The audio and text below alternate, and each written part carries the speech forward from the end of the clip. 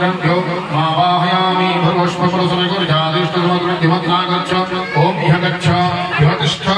यो सन्निहितर्हवद्यमावशमनमिदाम् आशनं च मया दत्तं गृहाणां जगदीश्वर पादाशनमहं पादयर्पाद्यं नमार्घ्यं स्मदामो अर्घ्यते आचमनेकं जलमस्मदा अर्घ्यमग्रहणं देवी श्रीगन्धपुष्पमिखतो च